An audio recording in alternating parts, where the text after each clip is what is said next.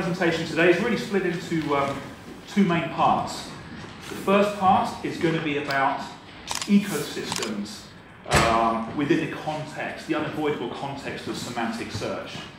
The second, and probably the more interesting and exciting part of this 20-minute presentation is about monitoring those ecosystems. And in that part, I've got some wonderful examples of where this can all go horribly wrong. So if you hang on through the first 10 minutes, there's some really exciting stuff coming up. Having said that, I think I'd like to start with a definition of what we mean by online ecosystems. And sometimes the best way to understand things is to go back in time. And what we have here is a timeline of changes that's happened to Google over the past 14 years. Now, I've been in search an awfully long time. I've been in search for about 13 or 14 years. And let me make it clear, I don't know everything. And in fact, every morning when I wake up, the amount of stuff connected to search that I know absolutely nothing about increases on a disproportionate basis. And at least once a week, I'll wake up in a cold sweat thinking about personalization and how this is eroding the monolithic search results. And I'm sure some of you have that same experience. Or is that just me? Perhaps. Okay. And when I look back in this timeline to 2000, I remember going to a big lecture at Chelsea Football Ground with a bunch of people just like us here.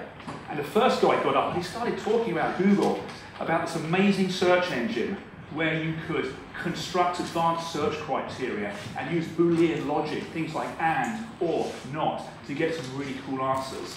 And the second guy got up and he was pretty cocky and he said, no, don't worry about Google.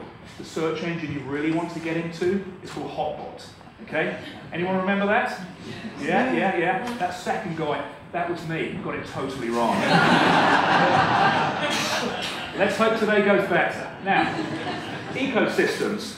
Ecosystems, or the opportunity to develop an ecosystem, started happening around the time of universal search, when people started to realize that is within the search real estate of Google, you have the opportunity not just to have your website, but also to have your images, your videos, your other vertical search channels like YouTube, and also things like social channels as well. And this is where it started to get really interesting.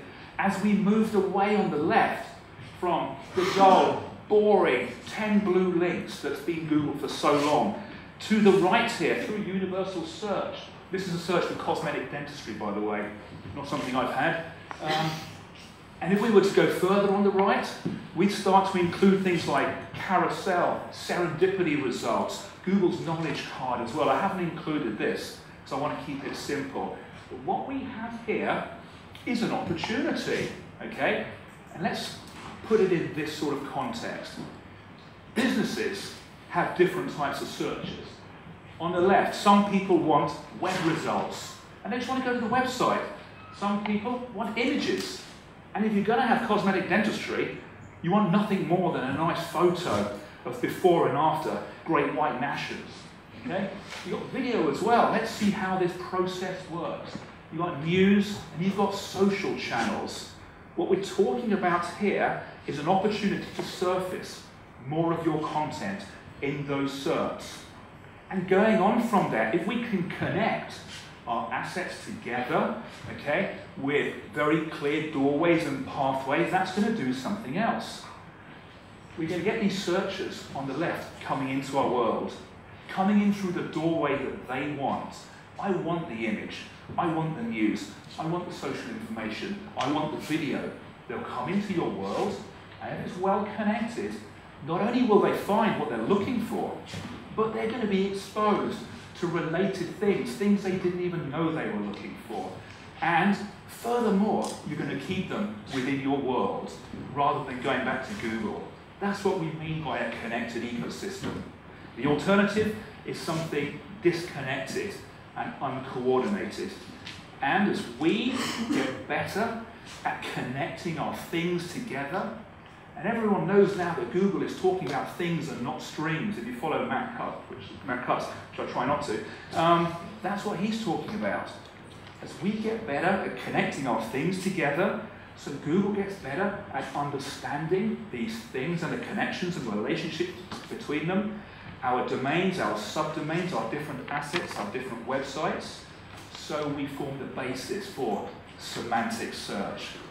And this is where search gets really exciting. I'm not going to talk too much about what semantic search is. There are plenty of people here much more qualified than me to talk about the details of semantic search, RDFs and triples and ontologies and things, other exciting things like that. But what I'd like to do more is say why it came about. Why has this happened? And it's happened for the following reason. Google's decided to stop playing the game, to do the right thing, to do the difficult thing, to do the expensive thing. And what's that? That simply is to try and understand what we're really looking for when we search and to give us answers rather than just content that may or not make sense. So we stop playing the game. If we look around this diagram, Google's always used humans to help define its index. We know that with Google bombing, when they put a fix in there, when you search for miserable failure or liar, you know who came up. Google fixed that manually. We've always had people like us, SEOs, gaming Google. This went on to a lot of ethical and unethical practices as well. Unethical practices like purchasing links. In fact, going back a few years, I was getting worried about the state of page one. Okay, we know we've got paid snippets around the edge, but the vast majority in some sectors of page one of Google was all being paid for. And that's not great quality, so Google's taken a step away from that. We had algorithmic penalties. We had further refinements. All of this caused us pain as we tried to understand how Panda and Penguin worked. And if you're as old as I am, remember Big Daddy and Jagger and those updates from years ago? Clearly no one is as old as I am. Thank you. Okay. So we had all of those things. Now, that didn't work. That should have been on a reveal. So my next slide has gone horribly wrong. This is where I run out of the door. Right, I'll try and hold it together. But my son the other day, he said, why do you keep talking to Google? Why do you keep speaking into your phone, okay, in this way? Why do you keep using voice search? I said, because the results are different. The results are more interesting. He said, what do you mean? I said, I'm using semantic search. He said, show me. Okay. Now, this was about a month ago when I was going to give a talk in Paris. And of course, he said, what are you going to bring me home? I want an Eiffel Tower and a snow globe. And I said, well, let's see if I can go and get one. But let's talk about the Eiffel Tower first. Let's use my iPhone in a semantic way. So, now these should have revealed one by one. The first question we asked, show me some pictures of the Eiffel Tower. Okay, there they are. Thank you, Google. You've given me the information. On to the next one. How tall is it? Every kid wants to know how tall it is. My son is 10. Well, actually, he is 11. It's his birthday today. So if somebody knows where I can find a great skateboard t-shirt in Brighton, close to here, at lunch, I'd be really grateful. You can show me. That'd be fantastic. How tall is it? You notice what's happening here. Those of you who haven't used voice search in this way are no longer using or referring to the Eiffel Tower. I'm talking about it. Google's using my previous search.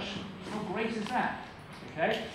Google, again, thank you, is 324 meters, and serendipitously, Google's given me some other information as well. Okay? Big Ben, the Arc de Triomphe, the Statue of Liberty, stuff I wasn't even thinking about. The next question, which street is it in? Let's see how close it is to where I'm giving the talk. There it is, I can probably almost get to it. What's the next question every 10-year-old kid wants to ask about the Eiffel Tower? There's a prize. I have a big prize in my bag for anyone who gets the next question right. Anyone? What's at the top?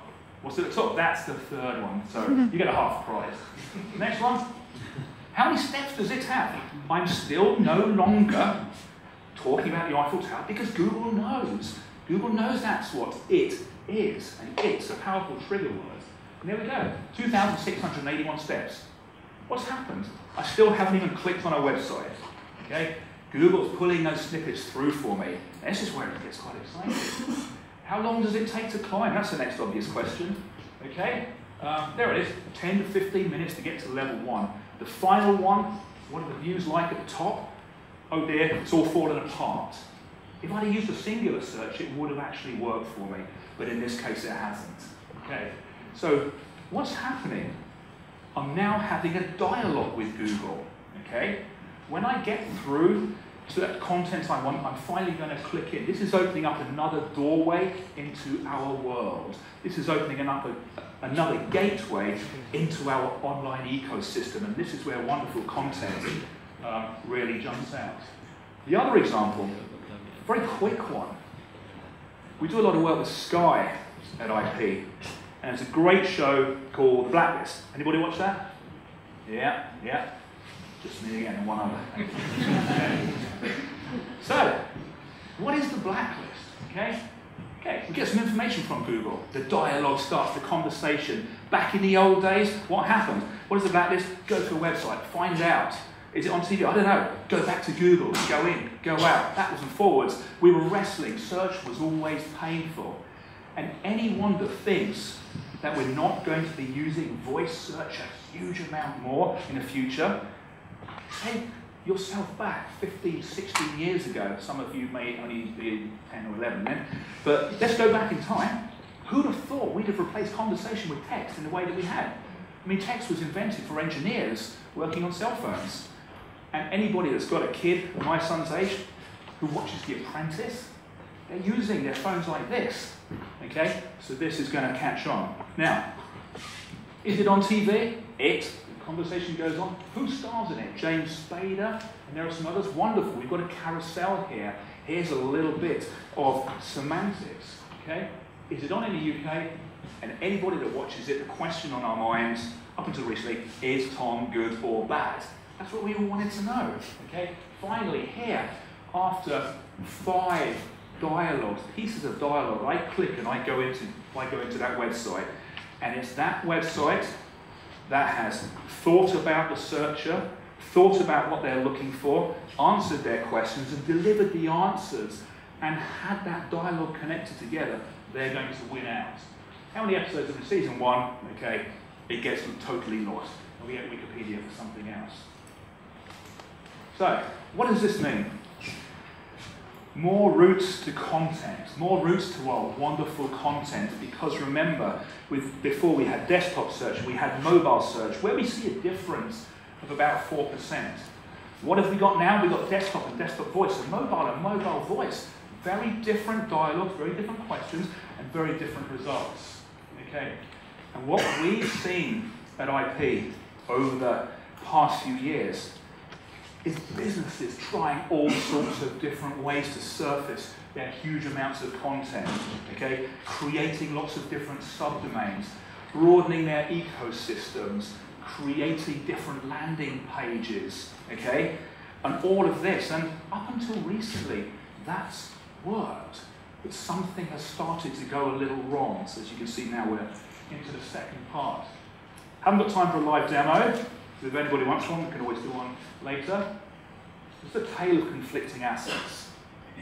The prize is up for grabs in this section. So, here we have a chart.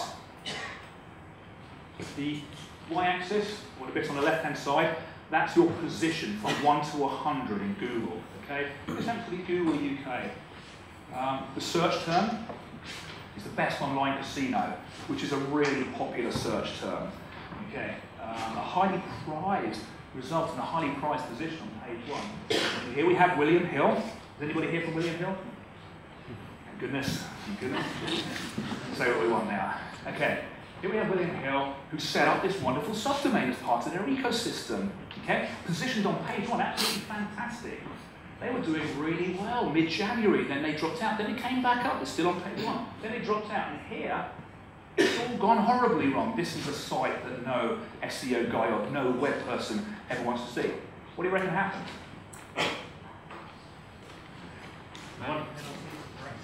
What's that? to manual penalties? Not a manual penalty, but thank you though. I'll tell you what actually happened. A conflict has occurred. A conflict that we see on a daily basis. That, you know what? The guys at Vegas, the subdomain, probably aren't even aware of, because here we have a subdomain and a domain, and these two don't even talk to each other. Totally separate sites. We call this the gravity effect. And this is where another one of your assets pulls the organic position of another totally unrelated one here. This is increasing as semantic search spreads. Okay? So here, in summary, what do we have?